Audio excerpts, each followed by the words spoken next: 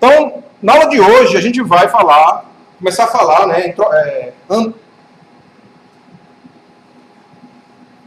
acrescentar, vamos dizer assim, conceitos básicos. A gente já falou de conceitos básicos ontem, na última aula. Mas básico demais, vamos dizer assim, né? Então a gente vai entrar mais a fundo. Algumas perguntas que foram feitas, por exemplo, na aula passada, vão começar a ser respondidas hoje. Então a gente vai falar de tipos primitivos. A gente falou de tipo já, né? Primitivo, como assim, né? Entrada de dados, formatação de saída e de operadores, tá? Então, na última...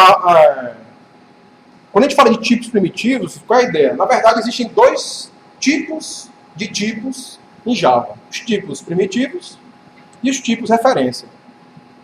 Então, tipo primitivo, que é o assunto da aula de hoje, são esses 8 aqui, né? São 8 mesmo? São 8. Boolean, byte, short, int, long, char, float e double, certo? E os outros tipos de tipos que existem em Java são tipos referência, que a gente não vai ver agora. A gente vai falar deles quando a gente for falar de orientação a objetos. Tá? Então, por enquanto, a gente não fala desses tipos aí não. Vamos olhar só para os tipos primitivos, que são esses 8. Na verdade, a gente pode até simplificar ou classificar esses 8 tipos primitivos nesses 4 grupos aí, ó, nessas 4 categorias, que são valores inteiros, pontos flutuantes, né, ou valores reais, vamos chamar assim também, caractere e booleano. Todo mundo sabe que é um valor inteiro, ponto flutuante, ou real, né, valor real, um caractere também, sabe? Uma letra, certo? Ou um número. Um caractere de texto, vamos dizer assim. E booleano, vocês sabem o que é também ou não?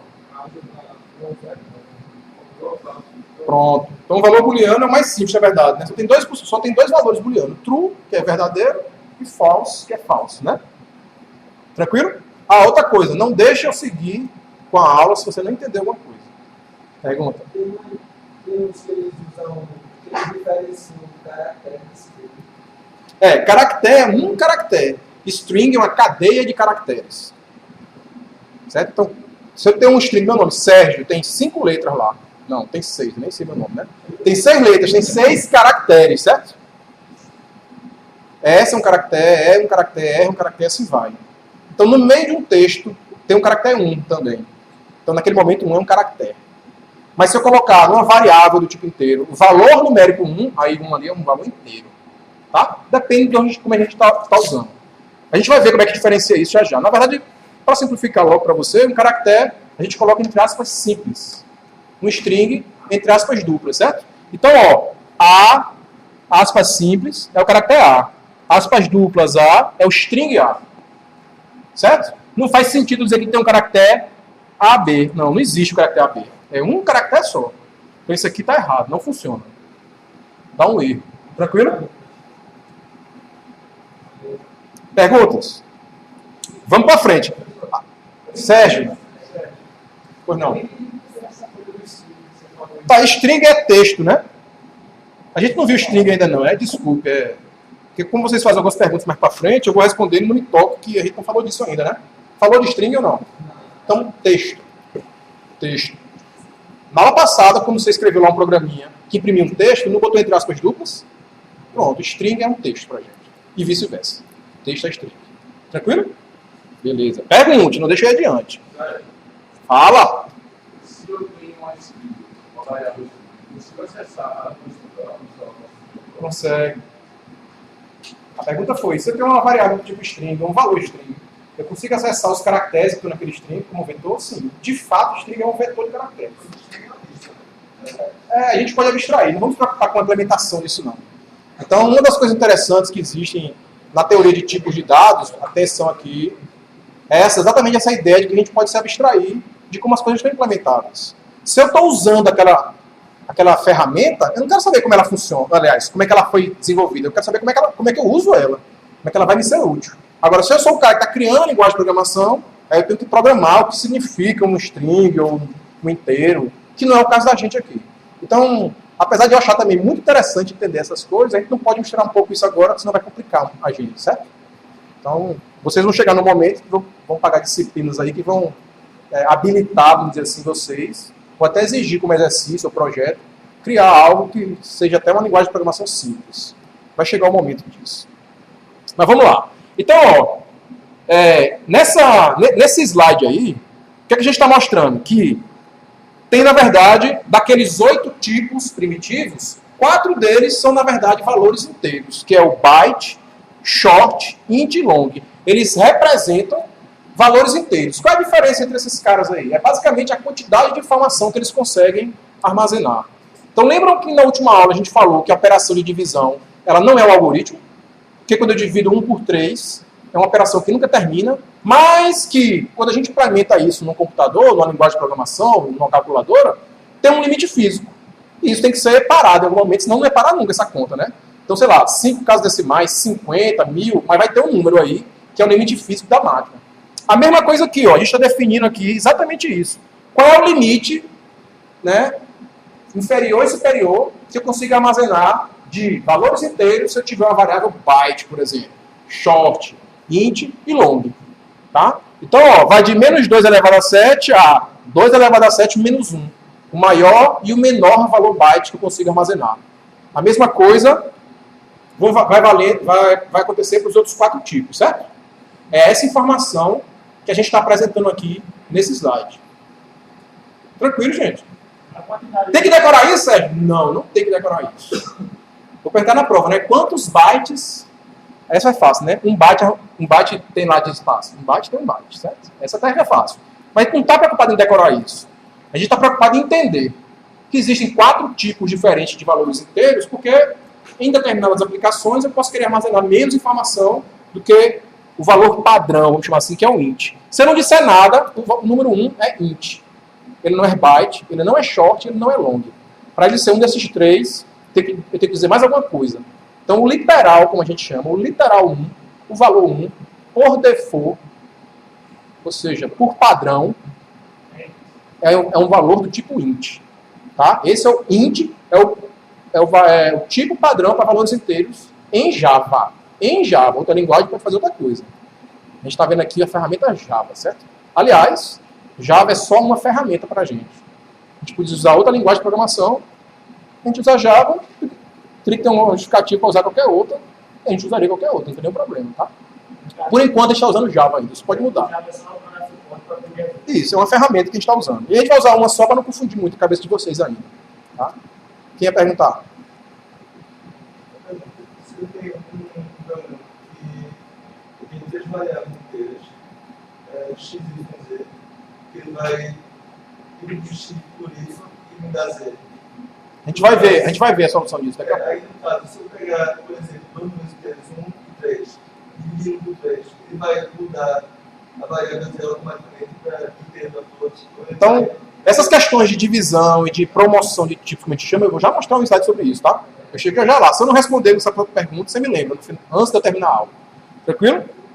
Pessoal, então, como eu estava dizendo, a gente não tem que decorar isso aqui. A gente tem que saber que existe isso. E aí, dependendo do uso que você for ter, que você vai implementar na sua aplicação para usar valores inteiros, você vai consultar essa informação aqui e ver se a quantidade de valores que você vai armazenar lá é suficiente, int, ou se você quer, por algum motivo, diminuir o tamanho lá, o uso da memória, você usaria um tipo menor.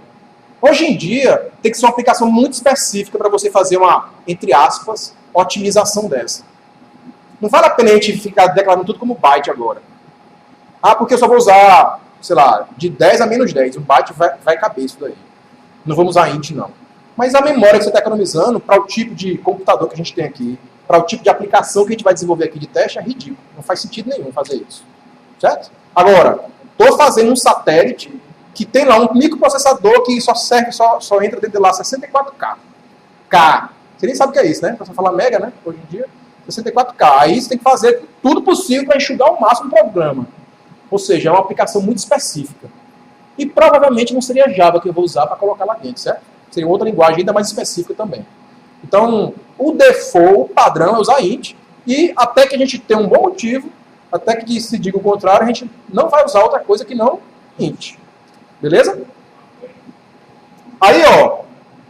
Esses são os limites positivos dos valores aí, byte, short, int, long. Então, o byte vai de menos 128 a 127. O short vai de menos 32.768 a 32.767. Porque sei se vocês viram, né? O valor positivo eu diminuo 1 aqui, ó. Então eu sei que o negativo é mais 1, né? É o positivo mais 1. Certo? Não é porque eu decorei, não. E aí, ó, o valor long ele já é estupidamente maior que o valor inteiro. Então, por exemplo, há um caso real e prático aqui. Você declarou lá uma variável inteiro para armazenar o seu CPF, certo? Seu CPF não cabe no valor inteiro. Aqui tem, ó, se botar o dígito verificador, certo? Junto com o dígito verificador, o inteiro não consegue armazenar o CPF. São 11 dígitos, não é isso? Só tem 10 aí, certo? Então não precisava ter 11, bastava ter 10 e aqui ser um valor maior que esse número aqui, que é bem viável no CPF. Tá? Então aí você pode dizer o seguinte, então eu vou usar um long. Um long vai conseguir armazenar o seu CPF. Só que normalmente, quando a gente vai trabalhar com CPF, como tem aquela formatação com ponto e traço, e como um CPF você não vai perguntar se o CPF é maior que o outro, somar, multiplicar ou dividir, então o CPF a gente não trata como número, trata como um texto, mais simples. Então nem assim a gente usaria long, certo? De novo, a gente pode arrumar uma desculpa aí qualquer e arrumar uma boa justificativa para isso, mas em geral, as aplicações que a gente usa aqui armazenam o CPF, armazenam como um texto. É bem mais simples. Só um segundo, a pergunta lá atrás. Então, aquilo que eu estava dizendo, com exceção do inteiro, ou desses tipos mais simples, menores do que inteiro, para eu representar o valor long, tem que ter um L no final. Ou maiúsculo ou minúsculo. Se o valor for long, sim. Senão ele está achando que aquele é o valor inteiro, dá um erro. Vai dar um erro. Assim, ó, esse valor aqui não pode ser inteiro. Tá? Aí, por exemplo, naqueles verificadores, se você está intervalo tem que ser long, né? Não, aí aquele verificador ele vai fazer a manipulação do texto.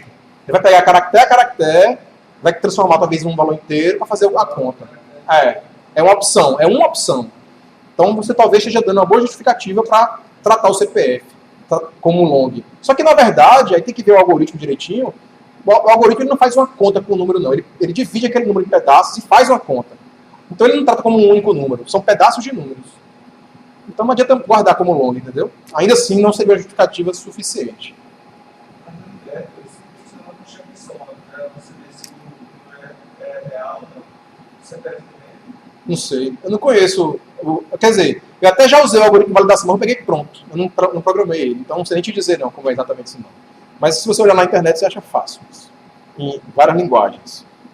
Então, ó, o valor long é representado com L maiúsculo ou minúsculo. Se eu não disser nada, o default é int, certo? Como eu estava dizendo antes. Tranquilo? Então, dos 8 tipos primitivos, 4 são para números inteiros. Outra categoria, outra classe aí de tipos primitivos seriam os pontos flutuantes. Tem 2 tipos ponto flutuante, float e double. De novo, qual é a diferença entre eles? É a quantidade de informação que esses caras conseguem armazenar. Então, double tem uma precisão maior. Double vem exatamente de precisão dupla. Double de duplicado, né, de dobrado, certo? Precisão dobrada. Então, enquanto um float eu uso 4 bytes para armazenar um número float, num double eu uso 8 bytes, certo? E aqui tem também os limites aí, para mais e para menos. De novo, a gente não precisa decorar esses números. Precisa saber que isso existe e depois fazer uma consulta se estiver programando uma coisa muito específica, um problema muito específico. Só um segundo. Do mesmo jeito que o inteiro, existe também um tipo padrão, um tipo default para ponto flutuante, que é double. Pela mesma razão, a menos que exista uma coisa muito forte, uma justificativa e uma discussão que a gente vai ter para chegar nessa decisão, a gente sempre vai usar double. Certo? Só muda de double por algum motivo muito forte. E a gente tem que discutir isso. Isso aí. Ponto flutuante é um número real. Isso. Tranquilo? E aí, eram 8, a gente já viu 6. Faltam 2, exatamente. O caractere, quer dizer, antes disso. Do mesmo jeito lá que com long, para um valor ser do tipo float, tem que ter um F no final. Porque o default não é double. Como é que eu vou saber se aquele valor eu quero que seja double ou não? Então, se não for double, tem que ter um F, que é não padrão, não default. Esse Ezinho aqui que vocês estão vendo é só a potência aí, né? Para dizer que é esse número vezes 10 elevado ao que vem do lado do E. É uma notação que em Java a gente usa, em outra linguagem também, para representar aí 10 elevado a algum número, tá? Então esse E não tem nada a ver com float com double. É 10 elevado ao que tiver do lado direito da letra E. Ok? Que mais? Sim, então esse aí é o maior número float que pode ser armazenado, e esse aqui é o maior número double que pode ser armazenado. O que mais? E aí faltam então aqueles dois tipos. Um é o tipo caractere, que o tamanho dele é 2 bytes. A gente vai armazenar a informação de forma hexadecimal. Em Java, especificamente, um caractere é armazenado desta forma, né, usando o padrão Unicode. Eu vou já mostrar o que é isso. Existe um outro padrão que chama ASCII2.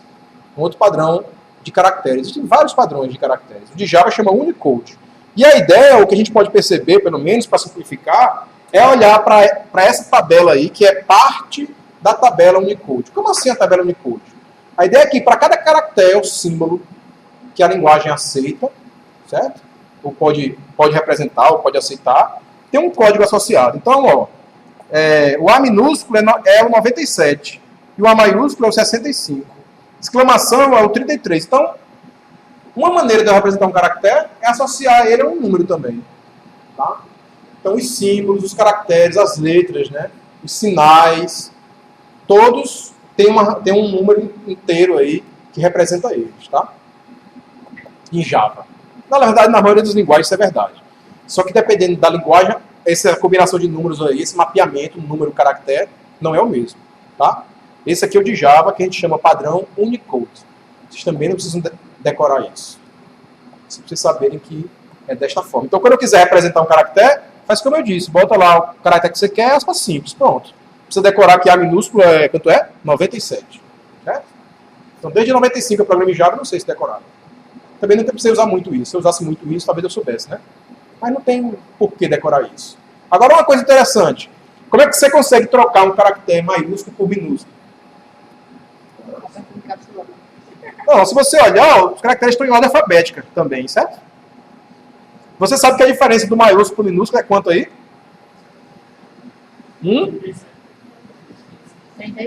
32, certo? Não é isso? Então, e eu sei que o minúsculo é que é maior. Então, se eu conseguir obter o valor inteiro daquele caractere minúsculo, diminuir 32, eu vou obter o valor inteiro que representa ele maiúsculo. Ou o contrário, o maiúsculo mais 32 vai dar um minúsculo, certo? No máximo isso, para isso que vai servir esse número aí. No máximo para isso. Que eu me lembro agora, só. Tá? Mas vamos lá, não vamos nos confundir agora de graça, certo? Vamos devagarzinho. Mas está aí mais ou menos mostrando como é que a gente conseguiria fazer isso. Ó. De novo, chamando a atenção, toda vez que a gente mostrar um pedaço de código Java que executa, vai estar num quadrado de fundo azul, toda vez. E o fonte é um fonte diferente que a gente usa, o fonte das letras, né, que eu falando, para representar um programa mesmo. Então esse programa aí, vamos pensar que ele está dentro de uma função do método main que a gente viu ontem, o método principal de uma classe programa. O que estiver ali dentro vai executar, é isso? Quando eu mandar rodar o programa. Então esse método main da gente, essa função main, essa operação main, como desejarem por enquanto, tem 6 linhas, né? O que a gente está fazendo aí nessas 6 linhas? Na primeira,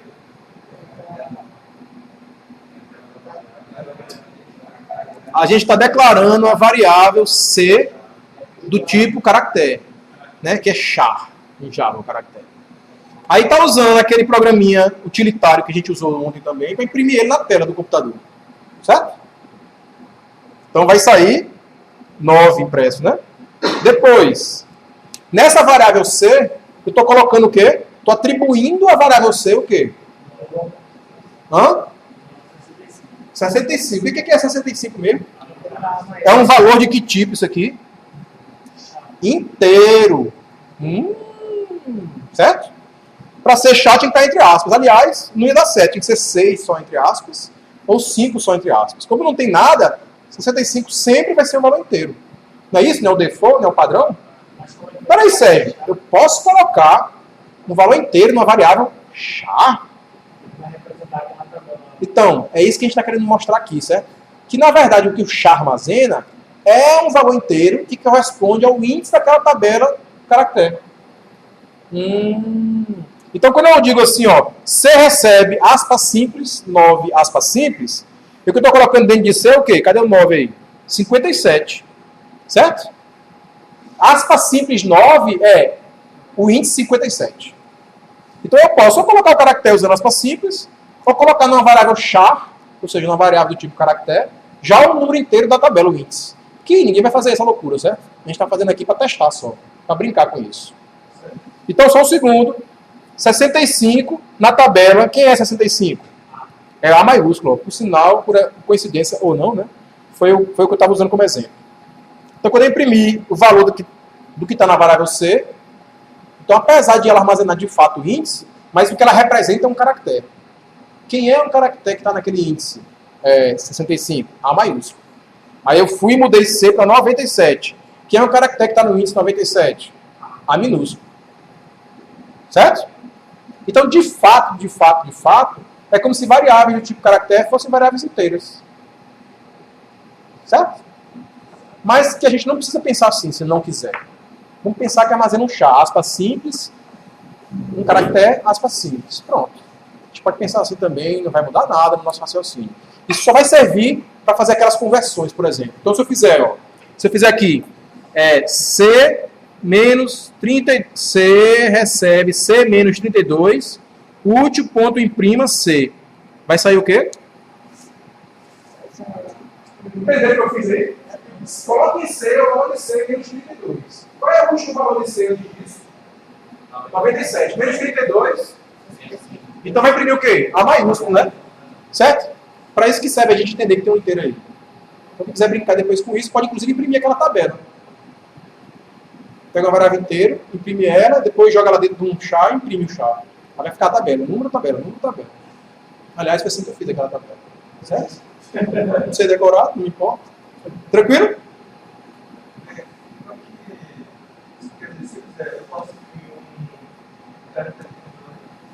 Como é o caractere de controle? Contra barra N, por exemplo. Sim, é um caractere válido. Tem um número na tabela ASCII equivalente a ele aí, que não está aqui, por exemplo. Mas tem símbolos especiais, tem coisa... Arroba, tem arroba aí? Tá vendo arroba? Pronto. Tem várias coisas aí. Aí não sei, eu não sou hacker, não. Cuidado.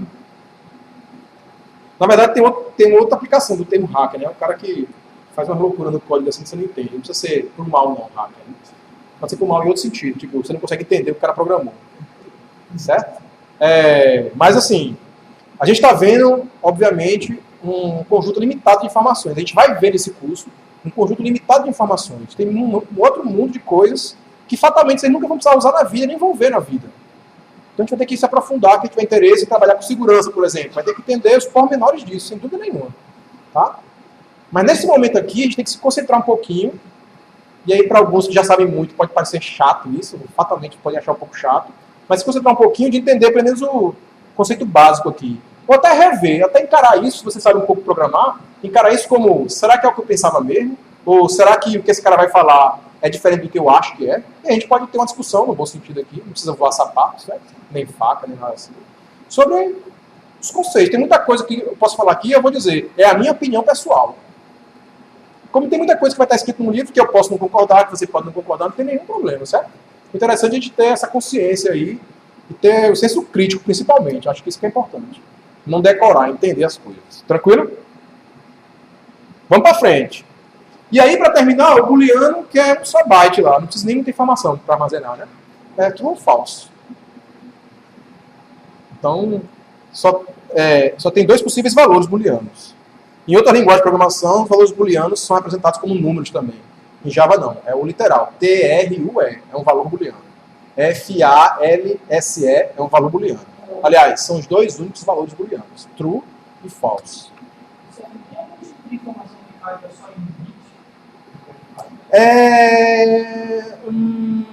Não sei dizer para você. A pergunta foi, tem alguma informação que cabe só num bit? Em tese, o valor booleano caberia só num bit, certo? Não precisa de um byte para armazenar, mas eventualmente o byte que é a menor unidade de armazenamento em Java. Pode ser isso. É uma decisão de quem projetou a linguagem. Então a gente pode se certificar disso. Olha no Google e você vai responder isso na próxima aula para todo mundo. Certo? Pessoal, a gente não sabe tudo não, eu não tenho vergonha nenhuma de dizer isso. Pode perguntar, não tenha medo não. No pior caso eu vou dizer, não sei, vou pedir para você descobrir para mim. Certo? Vamos lá, vamos começar a ver alguns exemplos para ver se a gente está entendendo mesmo esse negócio. Então, nesse caso aqui, para fechar essa parte de introdução de tipos primitivos, é um exemplo de valor booleano, mas que na verdade todo mundo já usou aqui. Não o valor booleano em si, mas uma expressão booleana, certo? X maior que 20, né? X menor que 20, X igual, X diferente, algo assim. Então aqui é basicamente a expressão booleana, só que em vez de usar isso direto no condicional lá do if, a gente está colocando isso numa variável booleana e usando a variável booleana no condicional, certo? Só para exemplificar aí. Então, alguém tem alguma dúvida nesse exemplo aí? O que você não entendeu? Que parte? A parte do if e a parte do if. Tá, então vamos lá devagar. Primeira linha é, declara uma variável x inteira e eu inicializo ela com o valor 20, não é isso? Na segunda linha, uma variável booleana chamada b, inicializo ela com o resultado dessa expressão, né? Qual é o resultado dessa expressão aí? X maior que 10. True. Isso aqui também eu posso ver como uma expressão. Ó. Qual é o resultado dela? 20, inteiro 20. Certo? Isso aqui, só que normalmente a gente chama isso aqui de literal, porque já está o número 20 lá, não precisa avaliar nada, já está o resultado ali. E aqui não. Eu tenho que processar, vamos dizer assim, essa expressão aí para chegar no resultado dela. Como se eu botasse aqui, por exemplo, 2 mais 2. É uma expressão que eu tenho que processar para chegar no resultado 4. Tá? Então essa daí, ó, x maior que 10, nesse caso aí, essa expressão, o resultado dela é true, né? Verdadeiro. Então eu vou armazenar em B, no booleano, true. E aqui no if eu vou testar, ó.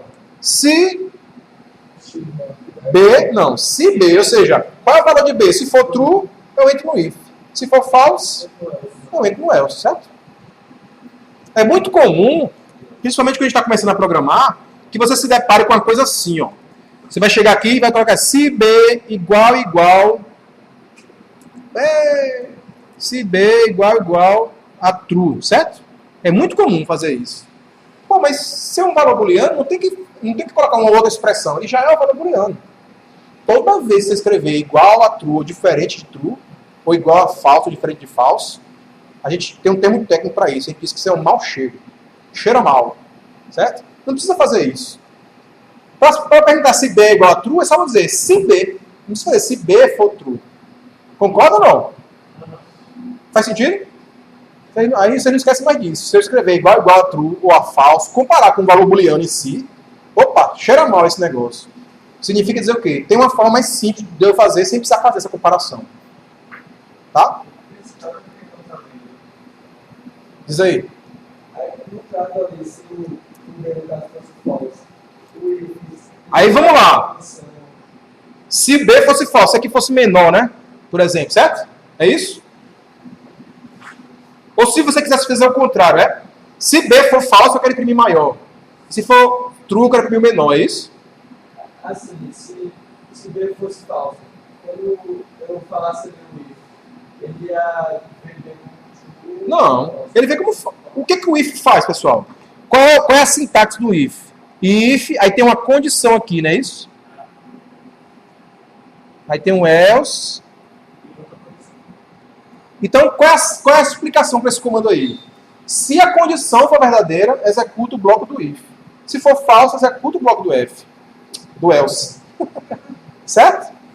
Não é isso que explica, não é assim que a gente explica o if ou não? Tranquilo? Então, ó, qual é a diferença de eu colocar no lugar de B aqui x maior que 10 ou o próprio B? B não é igual a x maior que 10? Não tem nenhuma diferença. O que o if faz é, a condição que está aqui é true ou false? Se for true, eu executo o que está no if. Se for false, eu executo o que está no else. Isso aqui pode soar estranho para vocês, porque aqui já está o resultado, não está a expressão. Mas é equivalente. Então, se o valor de B for true, vai executar esta linha, né? Se o valor de B for falso, vai executar essa linha aqui. Simples assim. É um pouco estranho quando a gente vem programando sempre com expressão. Mas é isso que eu falei. É equivalente a colocar aí B igual a true. Por isso que a gente não precisa colocar o igual a true. Tá? Diz. Toda vez que a gente está vendo ele sim ou não. Nunca tem uma terceira opção. Nesse caso, x pode ser 10. Ele não vai ser nem maior nem menor do que 10. Não, nesse caso não pode ser, né? Porque... entendi agora o que você falou. Se eu botar 10, o que é que vai dar, né? Vai ser o quê? Vai dar falso. Só que vai imprimir menor, e não é menor, é igual. Não é isso? Então esse exemplo aqui não está completo.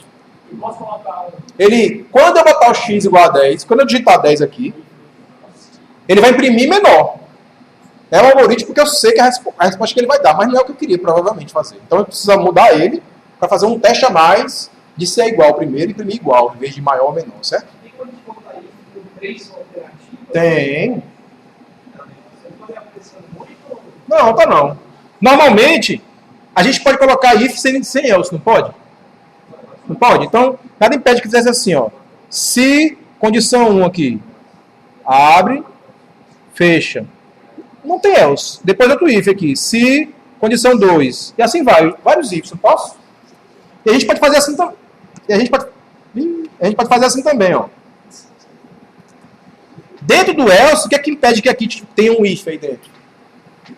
Então, se B for verdadeiro, é maior. Se não for, então eu sei que pode ser menor ou igual. Eu boto outro if com else aí dentro. É uma opção. E tem outra mais simples um pouquinho, mas que depois vocês vão ver isso aí. Tá? Só para não confundir a lógica que vocês já estão na cabeça. Tranquilo? Então é só dentro do else eu colocar outro if else. Aí se tiver mais uma condição dentro desse else, mais outro if else. A lógica aí é você tomar a decisão de o que é que vai ter nesse if e o que é que vai ter nesse else. Para organizar isso direitinho, de forma que a decisão seja mais direta, vamos dizer assim. Certo? Não pode ser nada, porque se eu tivesse um x e nesse x, aí talvez eu precisasse desse boolean aí. No caso, não precisa, porque no x é o valor certo, porque se eu me tirar essa variável boolean, eu faltar para dentro disso. Claro! A gente está fazendo isso só para exemplificar o uso de boolean, tá? Que é o caso aqui da aula. O valor boolean pode ser armazenado como inteiro? Eu te digo que eu não faço ideia em Java como é que isso acontece. Ou faço. Não, assim, aquela história que eu estou dizendo, é como se não importa pra gente. Nesse caso não importa, porque não tem como a gente fazer. Eu não posso somar, dividir, diminuir. O char eu posso. O char eu posso pegar um valor char mais um. Eu posso fazer isso. O boolean não. Então eu vou te dizer que provavelmente não é assim que é armazenado em Java. Mas pode até ser que seja. Mas pra gente é irrelevante. Não vai fazer diferença pra gente, porque tu não vai nem conseguir operar esse inteiro. Tá? No char a gente pode operar. Beleza? Então nesse caso eu vou imprimir o que mesmo? Maior, né? Ok. Mas e o tipo textual? É o texto que a gente estava falando, que eu achei que todo mundo já sabia, obviamente, a gente não tinha falado disso ainda. Em Java, é o tipo string, ó, que tem S maiúsculo, que não é um dos 8 tipos primitivos, certo? Certo, gente? Quais são os 8 tipos primitivos? Decorado? Byte, short, int e long são os inteiros. Double, float, boolean e char. São 8. Certo? E esse aqui é o que provavelmente vocês mais vão usar, que é o tipo textual, o texto. Ou, a partir de agora, a gente vai falar string direto. Por isso que falaram string aí. E é com S maiúsculo. Então, não é um tipo primitivo. Só pode ser aquele outro tipo de tipo, né? Referência. A gente vai discutir isso com mais calma mais para frente. Então, por enquanto, é suficiente a gente saber que um valor de tipo string eu represento entre aspas duplas. Aliás, a gente usou isso ontem. A gente já usou um tipo string ontem, tá? Mais para frente aqui, ó. Finalmente, então, vamos entender a história do ler do teclado. Então, até esse instante aqui, a gente estava usando um tio.leia para ler do teclado, e a justificativa que eu dei ontem para isso é que em Java não foi a linguagem feita para manipular modo texto, teclado e imprimir na tela, não. É, no máximo, modo gráfico, está bem razoável para fazer isso, mas não é para ficar lendo do teclado assim, para ler de formulários. Só que às vezes a gente precisa para fazer testes mais simples, ou até para ensinar, para começar a ensinar. Não vou começar a dar aula para vocês com interface gráfica. Vou começar a dar aula com coisas mais simples, mais básicas, certo? Então ela não é uma linguagem que foi preparada para isso, vamos dizer assim. Então é um pouquinho mais complicado para ler do teclado, ao invés de se chamar só um comando, tá? Então, ó, e outra coisa é que o tio.leia, até aqui, ele só estava lendo valores inteiros.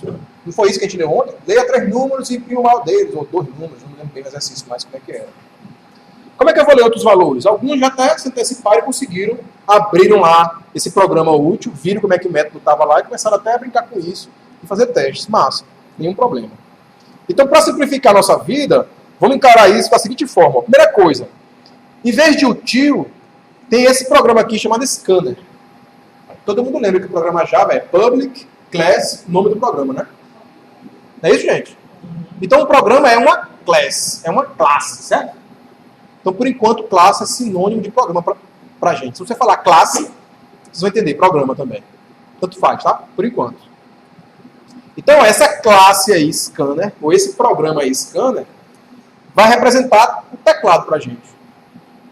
E aí eu vou declarar uma variável do tipo scanner.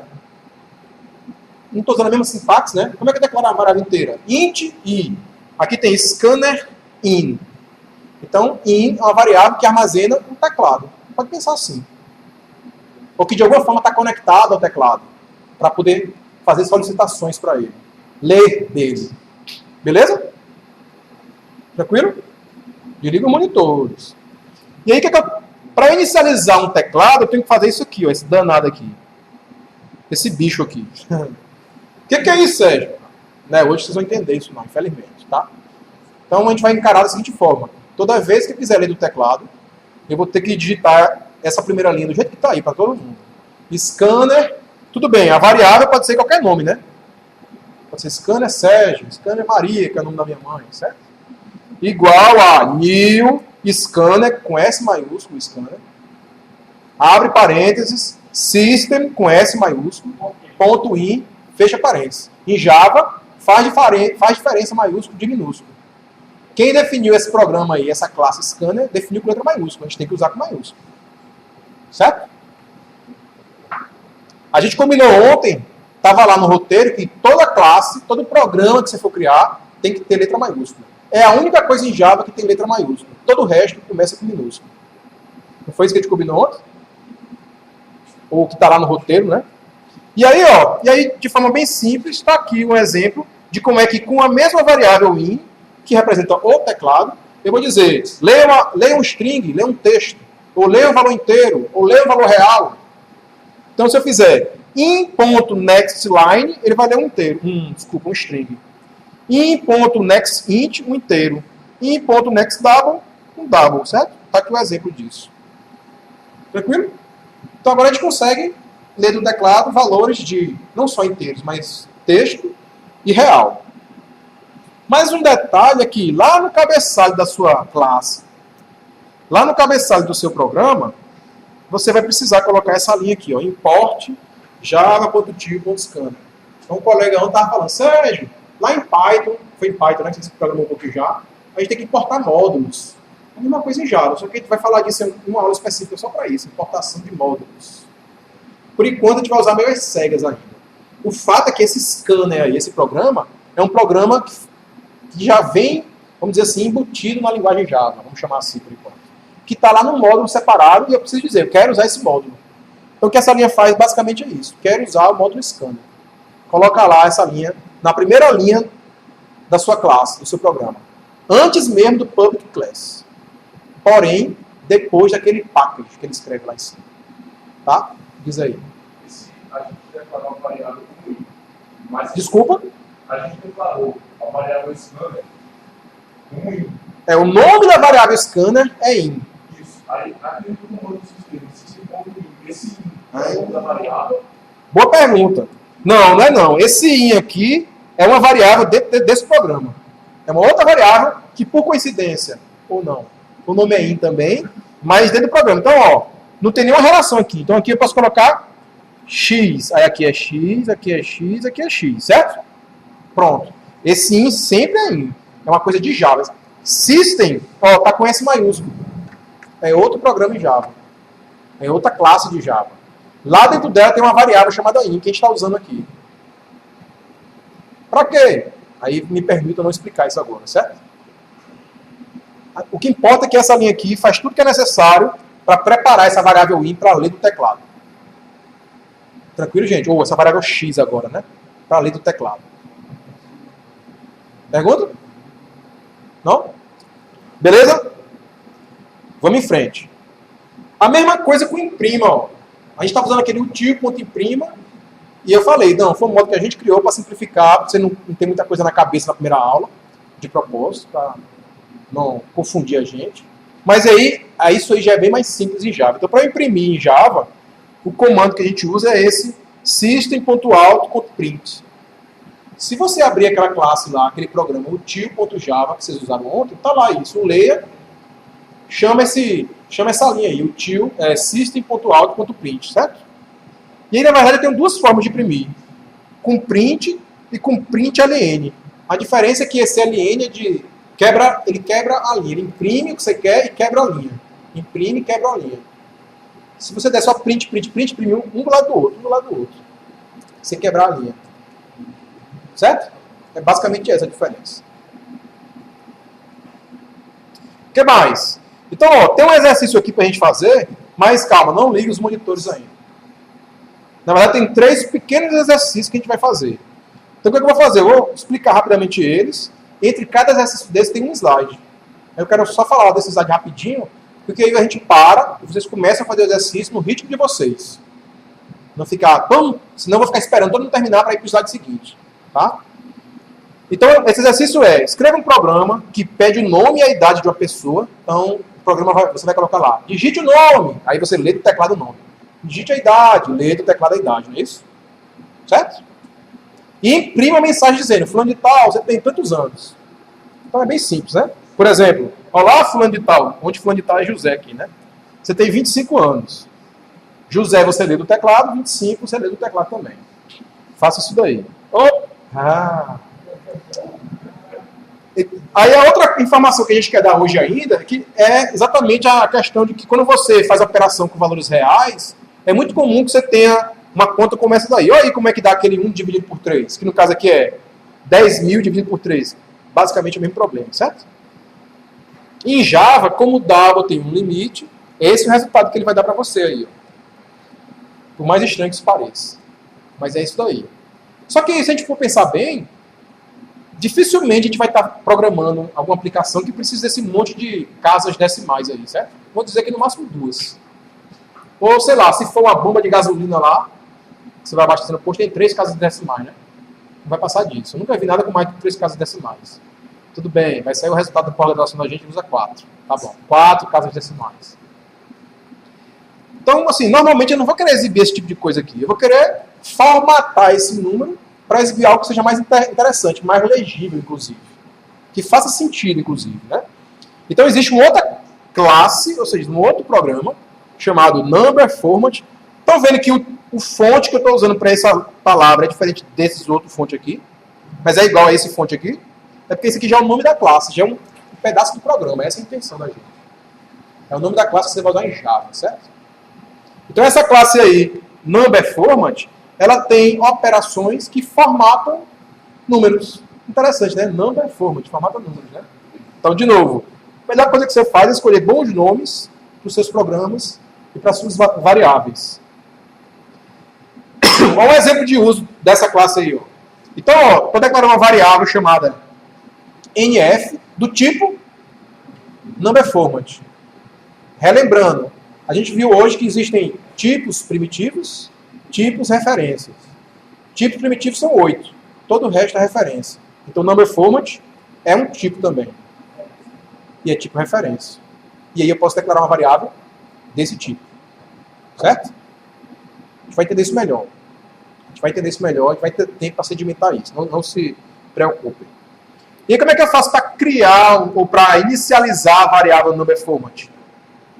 Bota essa linha aqui. O que é isso aí, Sérgio? Mais para frente a gente vai discutir isso daí, certo? Então a gente está... não sei se é do tempo... não é do tempo de vocês não, mas talvez vocês tenham visto, né? Aquele Karate Kid, já viu aquele filme? Insera com a mão, insera com a outra, e depois você vai lutar Karate? É mais ou menos isso que ele está fazendo aqui, certo? Então, desculpe que eu não posso dar muitos detalhes não, senão a gente não ia sair daqui hoje. Mas ia sair sem entender nada, na verdade. Então, essas duas linhas preparam essa variável NF para formatar números. É isso que a gente tem que encarar. Beleza? E aí, ó, na linha de baixo, eu declaro a variável x do tipo... Vamos lá? Me ajudem aí. Do tipo double, certo? E já coloco nela o resultado da divisão de 10.000 por 3. A gente sabe que se eu imprimir o valor de x, eu imprimir aquele número lá estranho que eu mostrei antes, certo? Então, o que a gente faz? A gente vai chamar essa operação, o termo em Java que a gente usa normalmente é método. Esse método aí, format, que vai estar nessa variável, ou seja, é um método desse programa, certo? Number format. Estamos percebendo isso aí ou não? Se a variável NF é do tipo number format, essa operação format é daquele programa lá, number format. Então, como é que eu acesso um programa a partir de outro usando esse ponto aí? É assim que eu vou conseguir acessar um programa a partir de outro. Então, eu pego a variável que é do tipo de um programa que eu criei, coloco o ponto e chamo a operação que eu declarei naquele programa. Perceberam isso aí ou não? Não é tão complicado assim, é? Por enquanto? O fato é que a gente não precisa... Sério, mas como é que eu sabia que existia isso? Então, essa parte aí talvez seja complicada. Vocês não precisam saber disso agora, não. Então, eu quero que vocês só entendam como é que a gente está conseguindo executar alguma coisa de um programa que já existia. A gente declarou uma variável do tipo desse programa e está usando ela para acessar as operações que estão lá dentro do programa. Os métodos, as funções. Aí eu estou dizendo, ó, formate para mim o valor de x e me retorne um string. Eu vou guardar a resposta na variável s, que é do tipo string. Certo? Perguntas?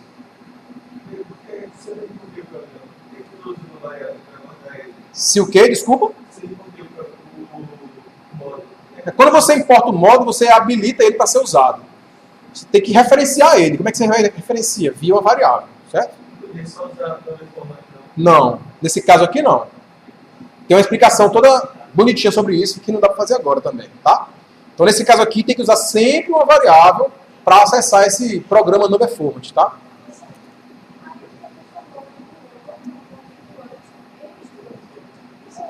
Vamos lá. Ótima pergunta. Como é seu nome? Isabela fez a seguinte pergunta para quem está aí no fundo. Mas você está transformando o valor real, um double, que está na variável x, em string. É isso que você quer mesmo? Percebam. A gente está fazendo isso porque a gente quer formatar o que eu vou mostrar na tela do computador. É só para isso. Eu estou só formatando a informação para exibir. Eu não vou querer armazenar essa informação. Eu vou armazenar meu double lá com aquele número grandão, que é o número real, inclusive, da operação, do resultado da operação, certo? Agora, se eu quiser realmente truncar essa informação ou desprezar as casas decimais, eu posso depois transformar de volta esse string para double. É outra opção que eu tenho. Mas aqui, a gente não está fazendo isso. A gente está só preparando o valor para eu poder imprimir na tela. System.out.println, certo? É uma ótima observação essa. Então, se eu quero armazenar o resultado da operação, eu posso querer armazenar com todas as casas decimais, não faz mal. Na hora de mostrar para alguém, eu vou mostrar só com x casas decimais aí que eu quiser. Tá? Ou, como eu estava dizendo, outra opção não é. Eu transformo para string para eliminar aquelas casas decimais e depois transformo de volta para double. Aí ele não vai colocar outra informação, não. Vai deixar tudo zero depois, vamos dizer assim. Tá?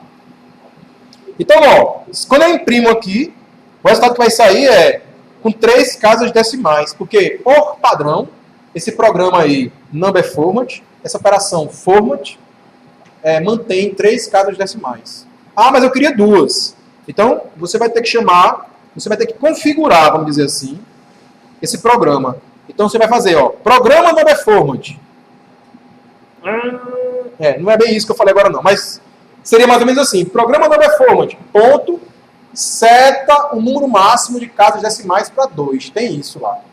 Não é o que eu estou mostrando aqui, achei que era, não li direito. Então, eu poderia colocar, não sei exatamente o nome não, mas acho que é isso. Number format, ponto, set, NF no caso, né? Que é a variável que eu uso para referenciar o programa. NF, ponto, set max decimals, alguma coisa assim. O max number decimals. Eu não sei o nome exato do método não, mas é fácil de descobrir. Tá?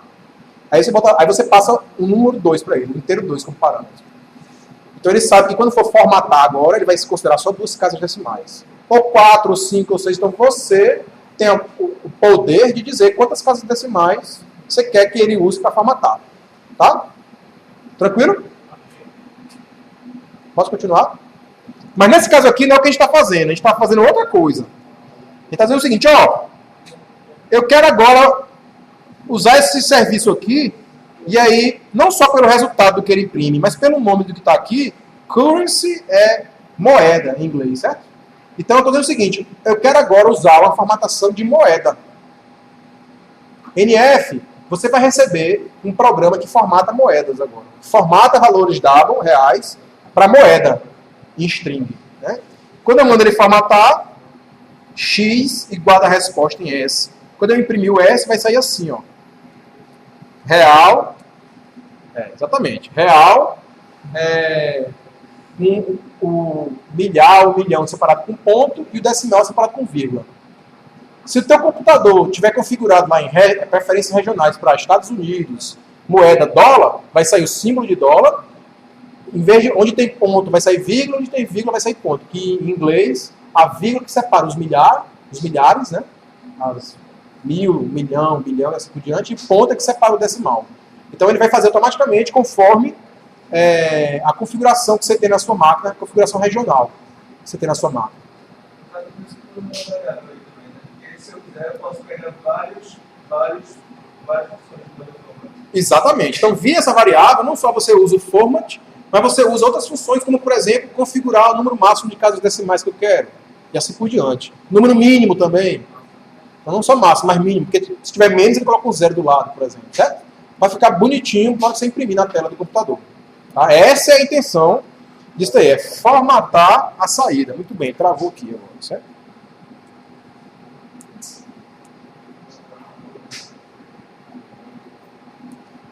Perguntas, pessoal?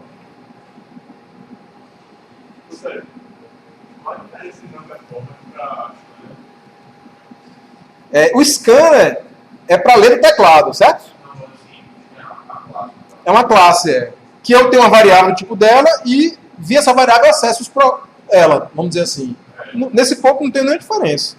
Mas para que usar IF ou get number Porque o scanner eu faço new, não sei das quantas, né? E no number format eu faço assim, dessa outra forma, né? podia fazer. Não. Mas vamos dizer que é equivalente isso que a gente está fazendo. De novo, não dá, infelizmente, para explicar agora isso não. Tá? Mas isso daqui realmente está substituindo aquele new que a gente fez antes. Certo? Então, scanner é daquele jeito, number format é desse jeito aqui. Não vamos tentar, se é que é possível, complicar muito a cabeça agora não, certo? Eu sei que é difícil, a gente começa a ver muita coisa, naturalmente a gente complica a cabeça. Eu estou tentando não complicar tanto. Só um pouco. Beleza? Então, ó, aqui, ó, pronto. Não é max decimal, não é. Maximum fraction digits. Certo? De novo, ó, number format NF, aquela forma lá de criar, ou obter, ou ligar a variável a um formatador de números.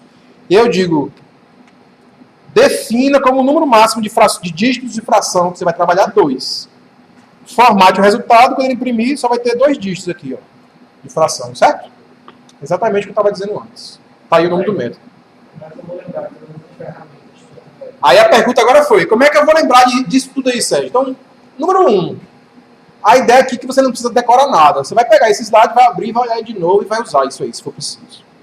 2, a parte mais básica de Java, que vai corresponder a 70% do que você vai usar ou mais o tempo todo, você vai automaticamente decorar que você vai usar muito. Então, nem que você não queira, você vai aprender, certo? A não ser que você não queira fazer nada, você nunca vai aprender que nunca vai fazer. Mas automaticamente você vai usando, vai aprender. A outra, 3, tem uma documentação, tem um lugar onde tem todas as classes, todos os programas disponíveis em Java, você clica lá e ele mostra todas as funções, todas as operações que tem lá para você usar. Por isso que eu digo que eu também não decoro isso, que eu não preciso. Eu sei o que eu uso no dia a dia, vamos dizer assim. Aí eu sei decorar porque eu uso, não porque eu decorei. Certo? Então a gente chama documentação de Java, ou Java API. Lá no site tem um link, e em alguma aula, quando fizer mais sentido, vai ter um link para você acessar essa documentação. Aí você consulta as classes que tem, o que cada uma delas faz, como você vai conseguir acessar aquela classe, se é com new, não sei das quantas, ou se é assim. Tá tudo lá isso aí. Certo? A gente realmente não vai ter que decorar nada. Tá? Então, na prova, por exemplo, eu nunca vou te pedir uma informação que eu teria que consultar, ou que qualquer um de vocês, na verdade, teria que consultar na documentação para saber. Não faz sentido. A não ser que eu dê a documentação para você consultar na hora da prova. Certo? Então, não se preocupe com isso. Mais perguntas? Vamos para frente. Aí tem outro exercício aí. Leia 3 números reais, ou seja, double, né? Calcule a média aritmética e formate o resultado para 2 casas decimais. Está aí, tudinho que a gente fez agora. Só é consultar os slides e programar isso, ou seja, põe em prática o que a gente acabou de olhar. Dica: esses slides estão acessíveis lá na página da disciplina, né? Então você consegue pegar esse slide, olhar ele, abrir e filar, vamos dizer assim. Mas é de propósito, é para você filar mesmo, né? Para decorar. Tá? E aí, do mesmo jeito que no Scanner eu precisava importar aquele módulo lá, java.util.scanner, no NumberFormat eu tenho que importar isso aqui, ó. java.text.numberformat, certo? Beleza. E aí, para terminar, a última coisa que eu quero mostrar, falei que são 3 exercícios, tem um slide entre cada um deles, é como é que você, por exemplo, eleva ao quadrado ou tira a raiz quadrada de um número. Então, ó, nesse programa aqui, Math, nessa classe Math, tem uma operação lá, POW, de potência. E você diz, eu quero levar a bésima potência, certo? A elevado a B. Math.potência, abre parênteses, A, B. Então, se A é 2, B é 3, a potência é 2 elevado a 3 dá? Certo? E da mesma coisa tem esse SQR, de Square Root, raiz quadrada. SQRT, melhor dizendo. Então, o mesmo programinha lá, Math, de matemática, tem lá essa opção, essa operação, essa função aí, SQRT. Que aí você tira a raiz quadrada de 9, que dá 3, certo? Tem outras opções lá. Então, do mesmo jeito, lá na documentação, quando você for consultar, você vai poder olhar lá na classe Math, tudo que ela tem. O que eu estou mostrando são essas duas. Por quê? Porque o exercício que vem a seguir vai precisar usar elas. Então calcule a raiz da equação quadrática. Vocês deviam estar com isso fresco na cabeça, né? Mas está aqui a fórmula. Está aqui a equação quadrática e está aqui a forma da raiz. Usa levar ao quadrado e usa a raiz quadrada, mais nada. E está aí como é que a gente faz isso, como é que a gente faz essas duas operações em Java. Tranquilo? Pessoal, mais uma informação importante. Todos os exercícios que vocês vão ver aqui nessa disciplina, eles já estão resolvidos, faz mais de um ano, inclusive, no site da disciplina. Está lá pronta a solução, a gente não vai tirar, a gente não vai esconder de ninguém. Então, a expectativa que a gente tem é que você tente resolver primeiro. Aliás, a expectativa que a gente tem é que você consiga resolver ele. A gente não cria exercícios aqui insolúveis, não. E aí vale sempre a pena você pegar e olhar a solução. Não porque minha solução é a mais bonita ou é a melhor, a nossa solução. Mas porque pode ser até uma outra solução. É legal ver isso. Então é muito comum em programação que você consegue resolver o mesmo problema de 2 formas diferentes, com 2 lógicas diferentes. Então é salutar essa diferença, sem dúvida. Aliás, é assim que a gente reconhece quando alguém copia um projeto do outro. É muito fácil de reconhecer, certo? Fica o alerta. Então, agora, claro, você tentou várias vezes, tentou, não está saindo, olha a solução. Mas não olhe a solução primeiro. Não olhe. De novo, ela não vai sair de lá, a gente não vai tirar. Vai ficar lá como tem ficado nos últimos anos. Não olhe ela primeiro, que você vai confundir. Aliás, desculpe, confundir não. Contaminar o seu raciocínio. Então, cada um tem uma maneira diferente de raciocinar. Paciência, é assim que a gente quer mesmo. Espero, inclusive, que você raciocine muito melhor do que eu. Por isso, não olhe a minha solução, que vai contaminar para pior vocês. Certo? Vocês vão começar a raciocinar pior. Que é como eu raciocínio, por exemplo. Beleza? Então é isso. Faça esses 3 exercícios aí. Então, olhem, voltem lá, vão no site, peguem os slides e volte lá para o exercício número 1. Vamos fazer esses exercícios e vocês me chamam para tirar as dúvidas, ok? Alguma pergunta antes de começar? Geral sobre a aula? Então eu vou aí, já. Só um segundo.